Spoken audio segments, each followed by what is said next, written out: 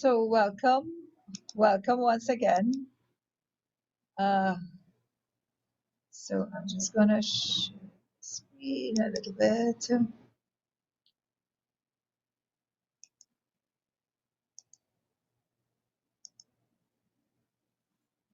So welcome to all, and we're in the 5th week. So we just have one more week to go, which is amazing. So I think we need to congratulate ourselves for what we've been doing so far. You know, it's just 6 weeks, and we're here in the 5th week now, and yeah. So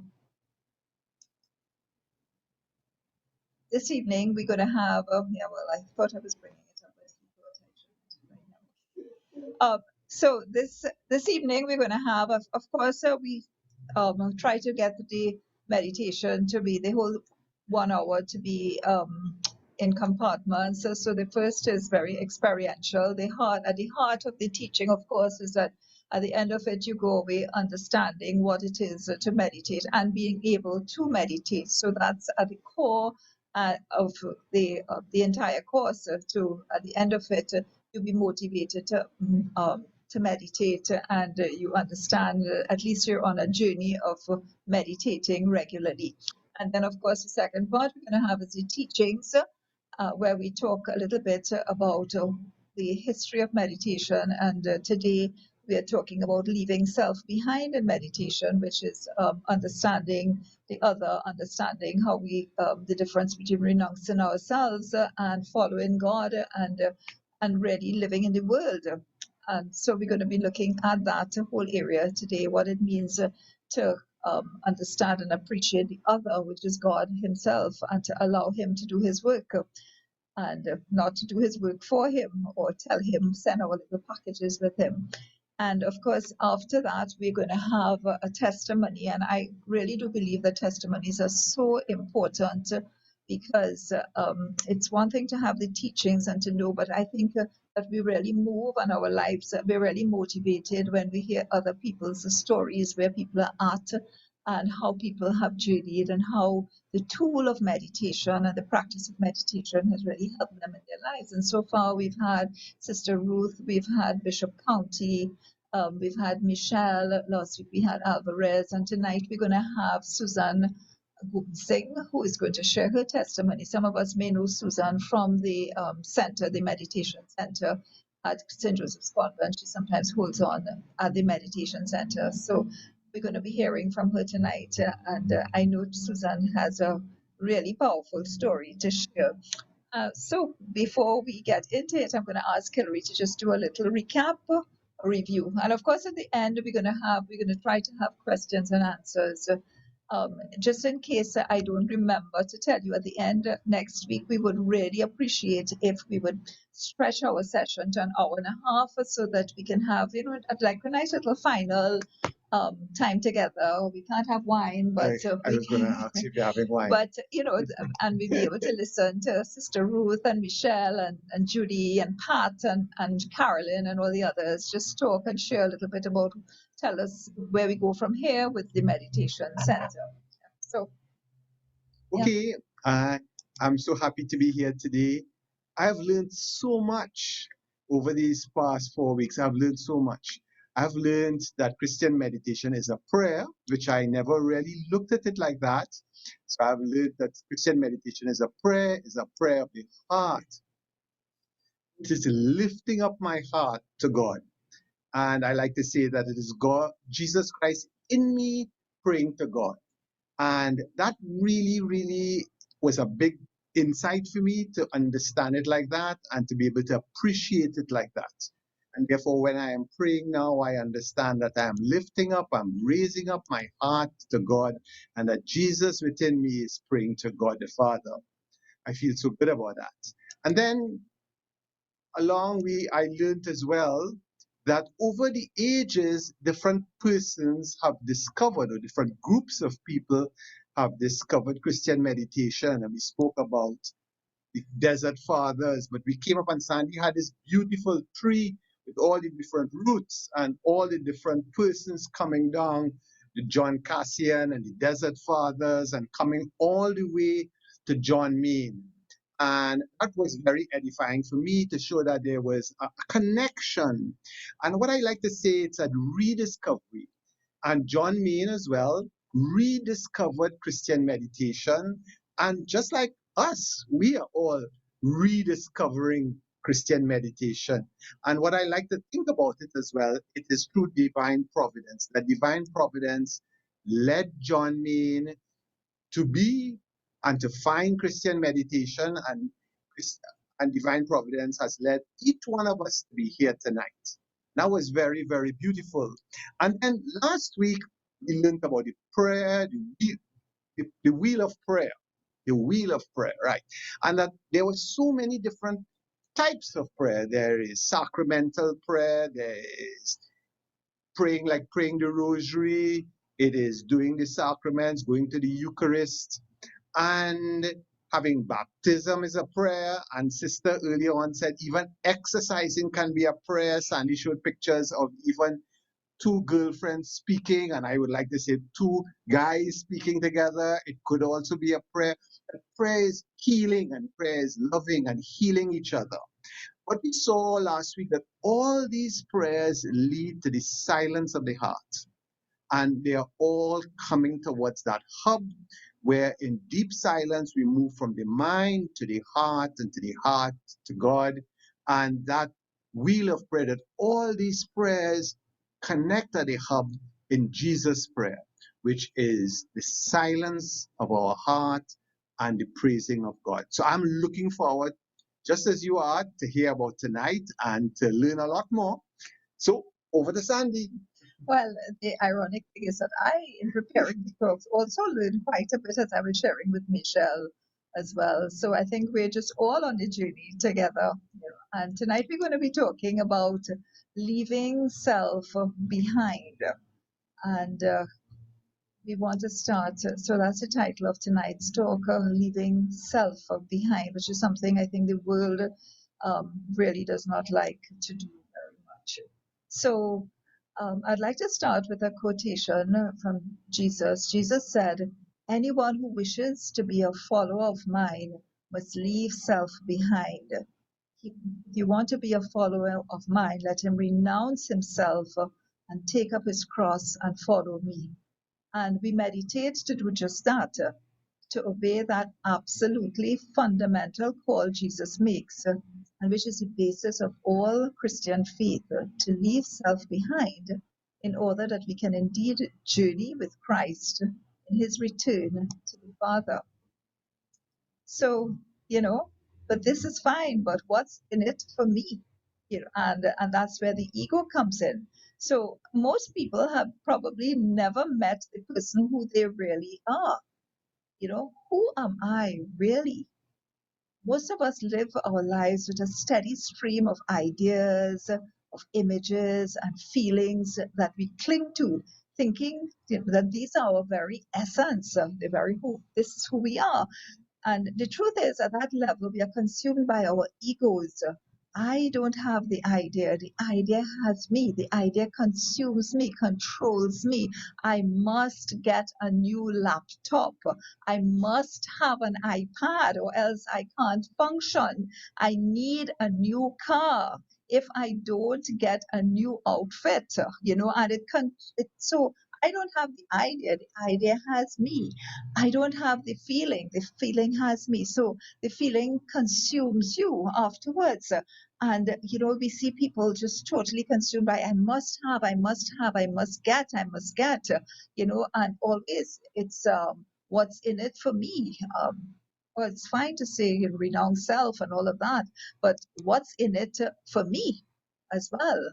And Richard Rohr, I enjoy reading Richard Rohr quite a bit. He said, at every moment, all our life long, we identify ourselves either with our thoughts, our self-image, or our feelings. And we have to find a way to get beyond those things to discover our original face, the one we already had before we were born. Even with great practice, most of us will only glimpse or abide in our true self for moments at a time while we are alive. So we have to discover who this I really is. Who are we at the deepest level, behind our thoughts and feelings, or other people's thoughts and feelings about us? Very sometimes we allow that to control us as well. We have to find a way to get beyond these things to discover our original face, the one we already had before we were even born. Before I formed you in the womb, I knew you through and through. And even with great practice, most of us will only glimpse our true selves for moments at a time while we are alive. So we come to the word Maranatha. Saying the mantra is a discipline which helps us to transcend all the limitations of our narrow self-obsessions, destroying the fictions we create around ourselves. And we create quite a bit of fictions around ourselves. I think of myself as a teenager, as a young married woman, as a young mother, as a young professional. Lord help me at that time in my life, and so we create a whole lot of fictions around ourselves. And the mantra leads us into an experience of the freedom that exists at the center of our being. St. Paul says, where the spirit is, there is liberty, there is freedom. And the mantra introduces us to this liberty by helping us to pass over into the other with a capital O, other, by helping us to take our minds off ourselves. This is what Jesus means by leaving self behind, to pass over into the other, presence of God. However, in our world today, we have perhaps lost our understanding of what it really means to renounce ourselves. Jesus says, if anyone wants to be a follower of mine, let him renounce himself. But that's easier said than done. In today's world, we have perhaps lost our understanding of what it really means to renounce ourselves. Self-renunciation is not an experience with which we are familiar, or which we even understand very clearly, and mainly because the tendency in our society is to emphasize the importance of self-promotion, self-preservation, self-projection, and we just all about, we need this thing, everyone else has one. This is going to change my life. Believe me, I live with a marketing man. I know the marketing jargon.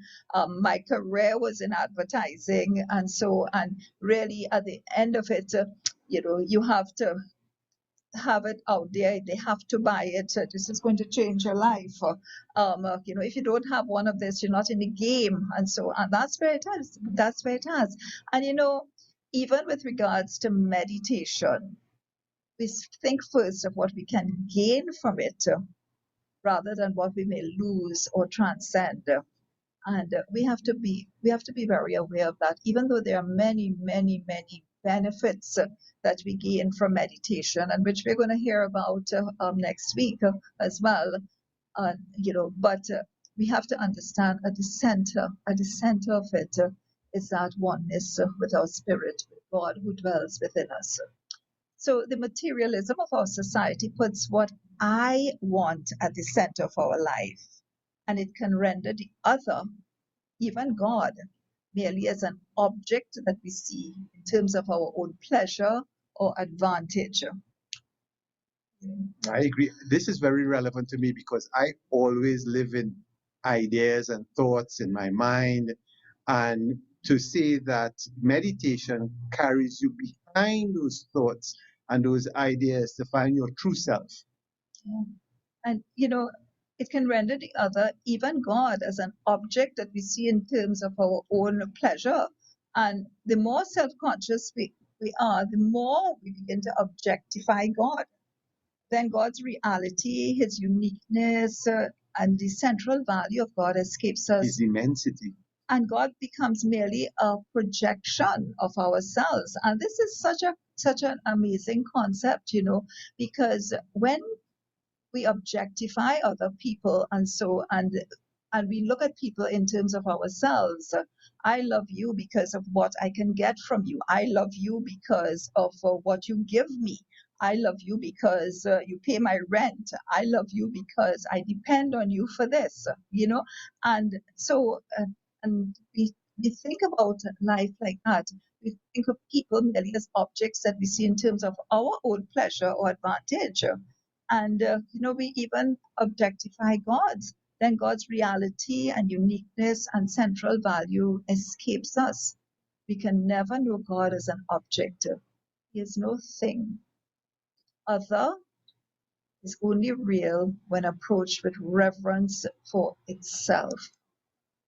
And this is very interesting because Reverend Stephanie Spellers, I was reading some work by her, and she said, lest we think the welcome is meant for us or group alone, the scriptures are filled with reminders to God's chosen ones that they are not the only ones God welcomed. In Deuteronomy, Moses speaks to the Israelites as they journey from slavery in Egypt and through the wilderness. The frightened, tired, and confused clan, no doubt, they sought comfort in the knowledge that their covenant with God made them special.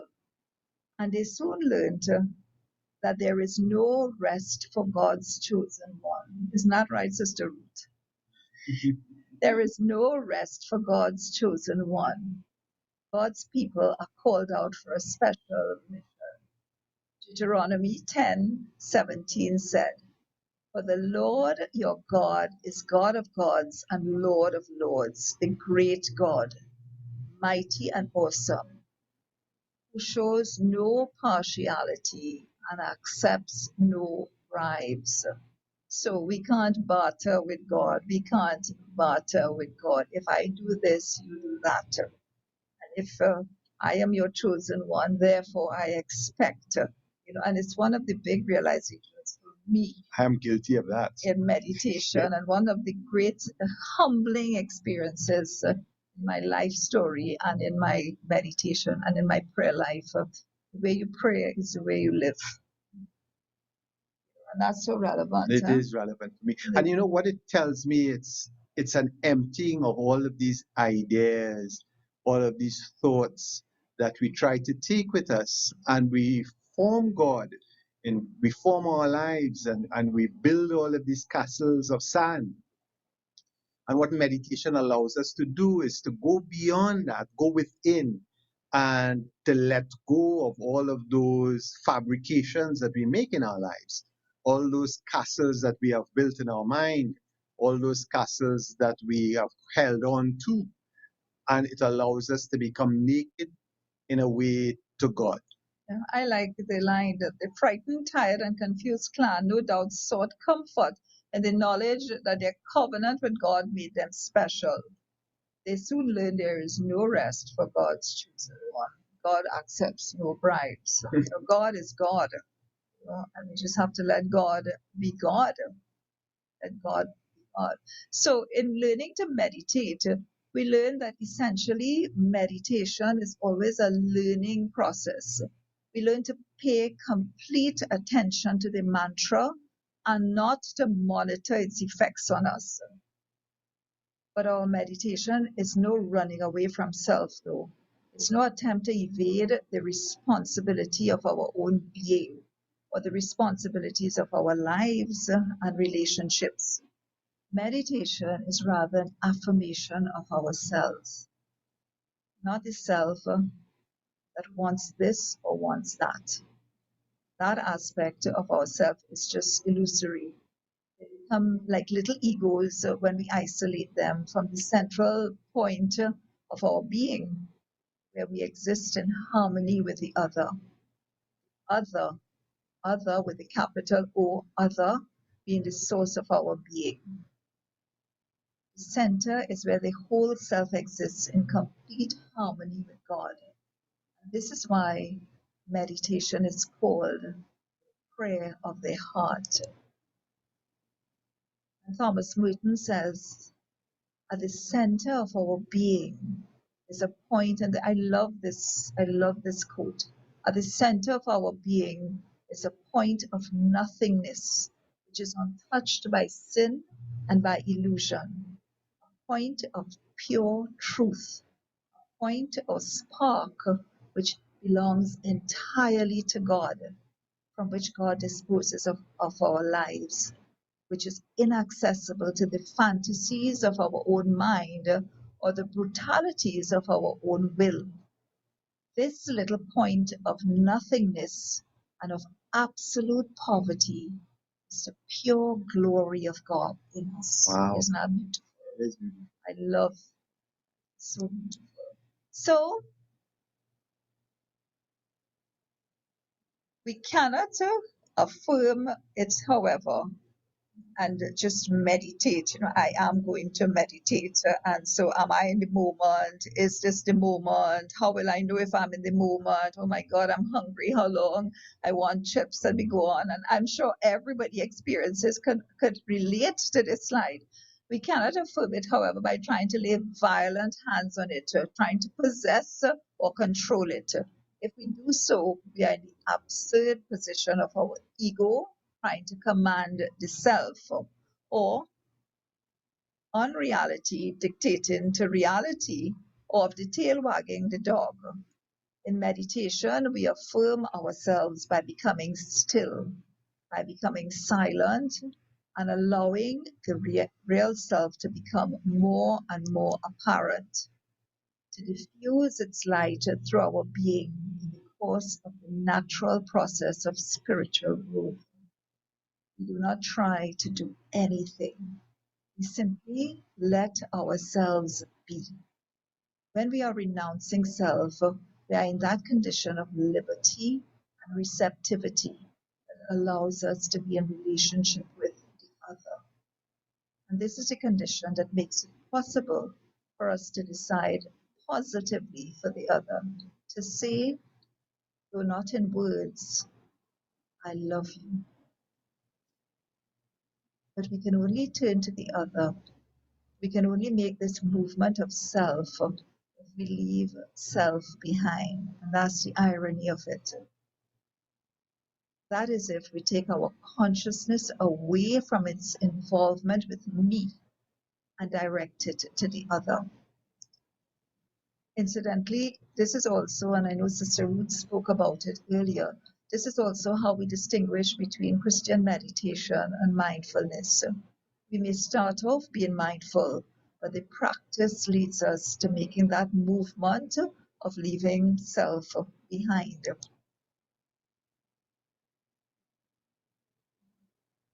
So meditation is really a simple and natural process. As John Main says, in meditating, you are learning to be, just to be as you are. And in the silence of meditation, you begin to understand that being is what life is all about. Meditation, you are simply learning to be. To be is to live as the person you are without trying to justify your existence or to make excuses for your personality, just to be as you are. And the wonder of it is, the more simple you become, the more you are able to enjoy to the full the gift of your being. So I love this poem from Derek Walcott, which I think helps us to take it to that place. And it's called Love After Love. The time will come when with elation you will greet yourself arriving at your own door in your own mirror, and each will smile at the other's welcome and say, sit here, eat. You will love again the stranger who was yourself. Give wine, give bread, give back your heart to itself, to the stranger who has loved you all your life, whom you ignored for another, who knows you by heart. Take down the love letters from the bookshelf. photographs to desperate notes. Peel your own image from the mirror. Sit and feast on your life. That's our own Caribbean writer, Derek Woolcott.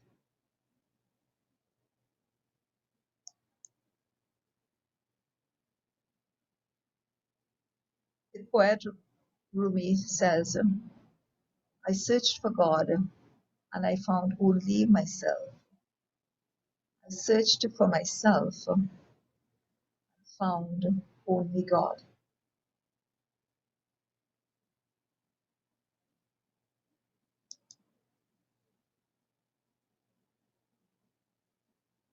You know, when I listen to all of this, there is a deep sense of emptying that I experience, a deep sense of letting go, of just emptying. And so much of my struggles are the images and the dreams that I have created for myself. And in Christian meditation, it's just letting go of all of that and just being at a deep level and allowing Christ through his Spirit, the Holy Spirit, praying to the Father. And that letting go of all my pride and ambitions is a very freeing feeling to be open and to be without all of these structures that I've created for myself that have imprisoned me in my mind. Thank you for that. Well, we want to go straight to Susan. So, Susan, if you will just on mic, and can we spotlight Susan? Let's see, spotlight for everyone. Great, good. Yeah. So Susan is going to everyone. Gopi Singh, and she's with the WCCM. She's with my prayer group as well. She comes to my all meetings at the Bible Circles meditation group, and she also does work with Sister Ruth at the main center. But Susan is going to tell you all about her journey. And her journey. Thank you, Susan. Hi, good evening, everyone. Before I started meditation, a couple years before, in morning prayer, I heard the Lord say to me, center in on me. I want you to be with me. And out of your being with me, you shall do for me and make room for me within. I didn't understand what the Lord was saying to me at that time. And it's only when I started meditation, I understood what he was saying to me. So I have been a meditator for over, I would say, about 4 years. And when I first heard about meditation, I was not ready because I was thinking, oh my gosh, emptying my mind, you know, it was scary. But in the fullness of time, I joined Hillary's and Sandy's meditation community. And it has been a life-changing experience for me. Sit down, sit still without moving and upright, close your eyes lightly, sit relaxed but alert, silently and interiorly saying a single word, Maranatha, and listen gently and continuously. My question was, how can I do this? This song so hard and, you know, difficult, a difficult experience. How can I do this? I was a very busy person. So sitting down and sitting still was not in my vocabulary. Sit relaxed. I had many things to do. I was a multitasker, wife, mother, employee, friend, student, involved in church. And you know something? The world of work fooled me into thinking that as a multitasker, that made me feel great. But I had to unlearn that because I needed to be paying attention to one thing at a time. There was really no rest until I hit my bed. I am called a human being, but all my life I was busy doing and getting dangerously tired in my soul. Then I began to meditate, and there was no turning back. Morning and evening, plowing for 20 minutes. It's not easy when thoughts are bombarding my mind. I've learned to let them go as they come. But truth be told, there are times when I stop to think about one of the thoughts, sometimes more than one. But I gently let it go and return to the mantra. Gentle is part of my vocabulary now. Being gentle to myself when I fall short. When I think about meditation, what comes to me is Psalm 131. Surely I have calmed and quieted myself like a child weaned of its mother.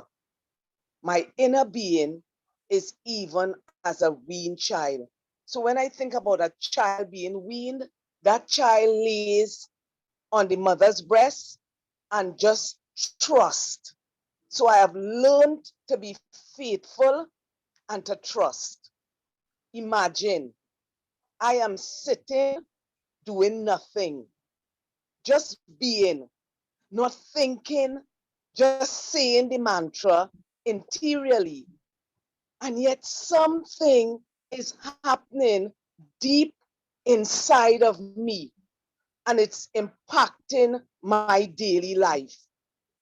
I am changing. This is a mystery, and I am part of it as I bring my whole being to this experience.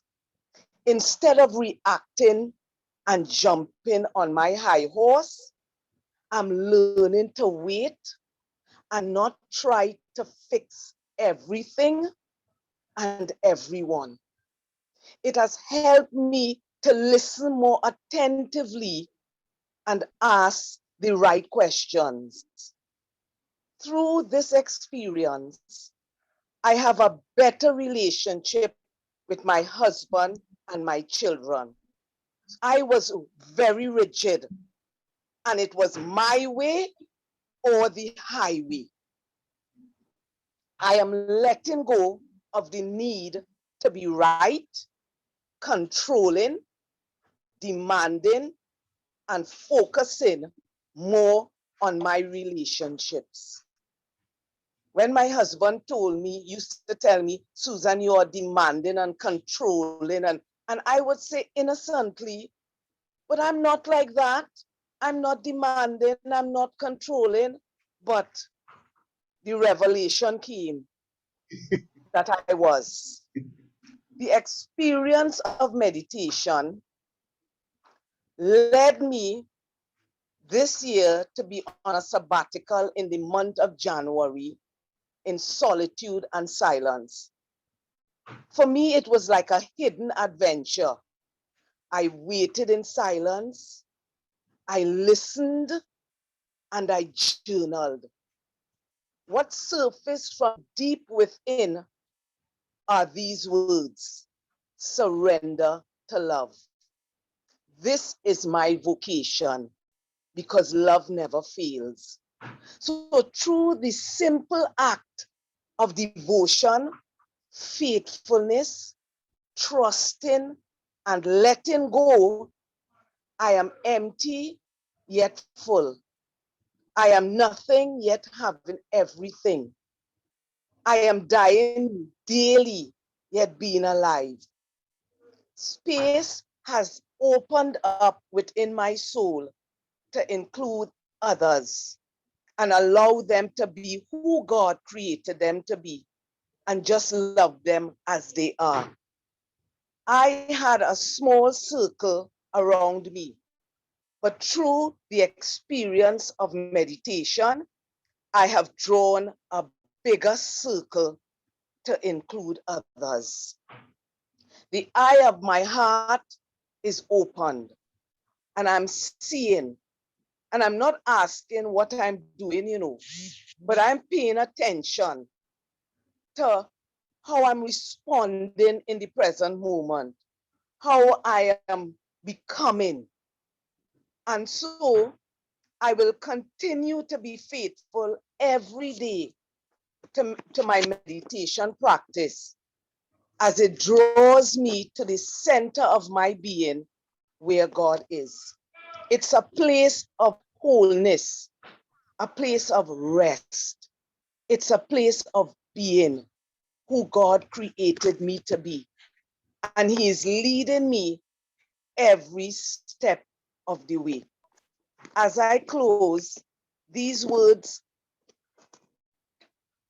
has been reading me and going through me throughout this day is when Jesus invited his disciples when he was in the Garden of Gethsemane. And he said, stay with me, remain here with me, watch and pray, watch and pray. Meditation is a prayer. And as I ponder those words throughout the day, as I contemplated, I am just seeing myself staying with the Lord and remaining within in that place of rest. And as He invited me into watch and pray with me, I found those words so intimate to me. Amen. Thank you, Suzanne. Thank you. Thank you Amen. so much, Suzanne. That was beautiful. Thank you for pouring your heart out there. Thank you. That was Another so beautiful. BCM. Very much, Suzanne. Thank you, Suzanne. Thank you very much. That was Fabulous. thank you. I think So I'm going to spotlight Sister Ruth. Yeah, I'm looking for her. Yeah. Sister. yes, I've seen you. Are you hearing me? Yes. I think a very important word that Suzanne said, which links to what Sandy said, is the word attention. She was paying attention to the God in her and finally to other people. And I think that is what leaving self behind means at a different level. Because when we say the mantra, we take the focus of ourselves. We focus on the word, and that gives us a sense of peace. And it may look like a selfish exercise, but little by little, you find yourself, this way of always taking attention of yourself brings you to give attention to other people, to nature, to other people, to the needs of others, and makes you a less selfish person. We always have selfishness, but by practicing taking that attention of ourselves, we finally begin to give attention to other people, to our relationships, to our family, to our friends, to people in need. We begin to put priorities on a different level. And it makes us, as I say, less selfish. And really, that is another way of leaving self behind. Thank you. Thank you. Thank you for that, Sister. Sister, Thank you. we just have two questions, but I don't know if you just want to. I know that you spoke earlier about mindful meditation. So two questions we have were one of the differences. What's the difference between mindful meditation and Christian meditation? And the second question is a question we would normally have. Is there a difference between centering prayer and meditation and Christian meditation? So I don't know if you. Well, the second one first is very simple. Both Thomas Keaton and John Main discovered in their own way at different times, they didn't know each other at the time, they discovered this, or rediscovered the value of Christian meditation as a prayer. Thomas Keaton, John Main worked it out in his own way, and he went back to Cushion and discovered that the recommendation was to say the mantra continually.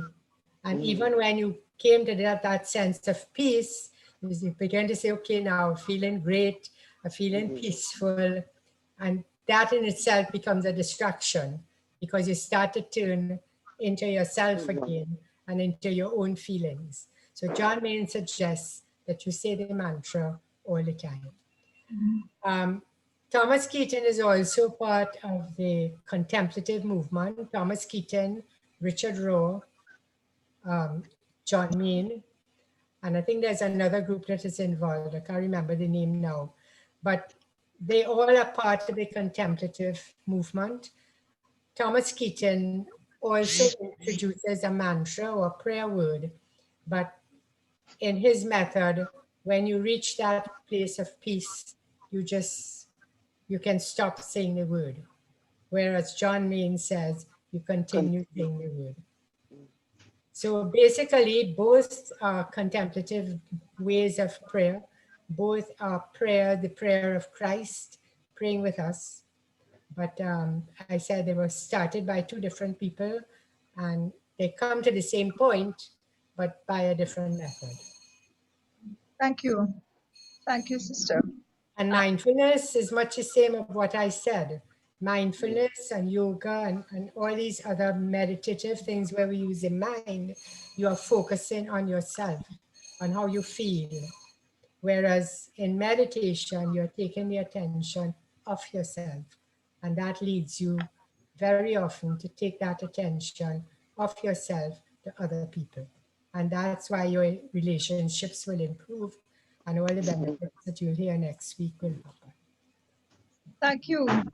Thank you, sister. And I just want us tonight, to end a little bit differently. And before we do, I just want to thank Susan. Susan, thank you so very, very much for sharing with us. And of course, as usual, we're going to have a recording up tomorrow. I'm going to send email out and WhatsApp out the recordings of tonight's. And please feel free to share it. It's not a secret. You can share it. We don't mind at all if you share the videos once we have them out there. So thank you so much. And we just want to request next week, we want to go on until 8 o'clock. So we'd start, we are normally here at 6 o'clock chatting and talking about meditation.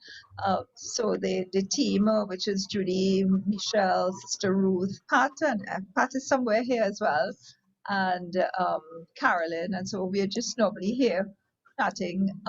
So if you want to come on earlier, we talk a lot about meditation as well. I just want us to end a little bit different tonight. Instead of going to the words of the prayer, I want to ask us to just, for those of us who feel that they can, and no pressure, please, to just turn on your cameras so that at least we can see each other before we leave. No pressure. If you don't want to do it, that's fine too. Just so that, we kind of a little coziness before we get off. And it's a safe time to do it because if we get bumped off, well, it's finished anyway. So, yeah. So thank you so much. And I'm just gonna say the prayer as we end. May this group be a true spiritual home for the seeker, a friend for the lonely, a guide for the confused. May those who pray here be strengthened by the Holy Spirit to serve all who come and to receive them as Christ himself. In the silence of this room, may all the suffering, violence, and confusion of the world encounter the power that will console, renew, and uplift the human spirit. May this silence be a power to open the hearts of men and women to the vision of God, and so to each other in love and peace, justice and human dignity. May the beauty of the divine life fill this group and the hearts of all who pray here with joyful hope. May all who come here, weighed down by the problems of humanity, leave giving thanks for the wonder of human life. We make this prayer through Christ our Lord. Amen. Amen. Once more, we thank you for the honor and privilege of your time, of you coming here and being with us and journeying with us. And we have one more week to go. So, we're on the home stretch right now. And Amen. thanks to the team for all the support. I'm just the front, the face who puts it together. But believe me, there's a lot of support in the back happening. So thank you all so much. And hope to see you next week. God bless. Take care of yourself. Thank you. Bless you. Sharing. Good night. Thank you. Thank you. Thank you, Suzanne. Sandy. Bye. Sandy, Much, Emily, Suzanne. Faces. Suzanne. Beautiful to see the faces. Bye bye. Bye. Bye, You need everybody. to her face. Bye. Thanks, Andy. Bye. Bye, Pino. Bye. Bye. It's lovely again. Bye. Bye. Hi, Mary. Have a good evening. Yes, Bye, take care, Thanks everybody. again. Bye bye. So proud of you, Suzanne. You made us proud. Millie, Rhonda, Deborah. Bye, Billy. When Lucian from St. Vincent. Bye bye. So nice to have you.